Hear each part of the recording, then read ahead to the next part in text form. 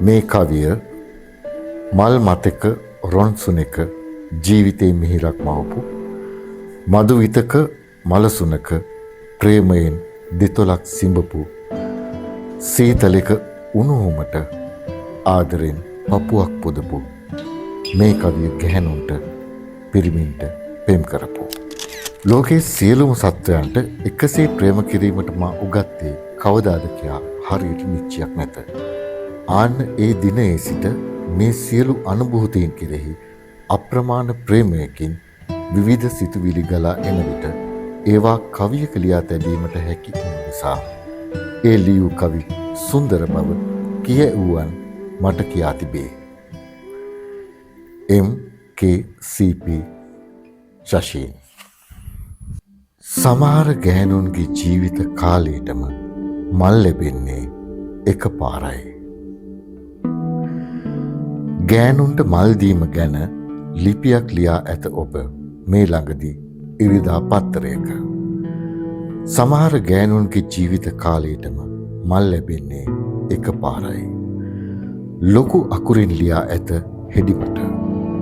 දෙනක් ළඟ සිට වූ මල් වඩමක් දමා පින්තූරෙට. ආදරේ නම් මලක් දෙන්න පෙම්වතියට. ගෑනු ආසම මල් තෑගි දෙනවට. පිරිමි දන්නේ නැහැ ගෑනු හිත හරියට. පොඩි පොඩි දේවල් වලින් සතුටු වෙන බව ගෑනු එහෙමට. ලියා තිබේ ඔබ ලියන ආරෙට. මලක් කරන් දෙන්න තියා පාන් කියා ගන්නවත් බැරි කාලෙක වැඩ ඇරී ගෙදර එනකොට ගොම්මනේ හැන්දෑවක මග දෙපස පිපී තිබූ බෝවිටියා බාලුලියා කීපයක් එක්කොට මල් මිටක් හදාගෙන කමිස සාක්කුවේ සඟවගෙන ගෙට ගොඩ වෙනකොට දැන්ද ගෙදර එන්නේ හැමදාම පරක්කුයි කරන මගුලකුත් නැහැ ඉන්නේ රෑ ජාමෙට මම මෙතන තනියම ඉන්න ඕන බත් අම්බන්න ඕන රෙදි හොදන්න ඕන මට කියලා නැහැ නිදහසක් ජීවිතේට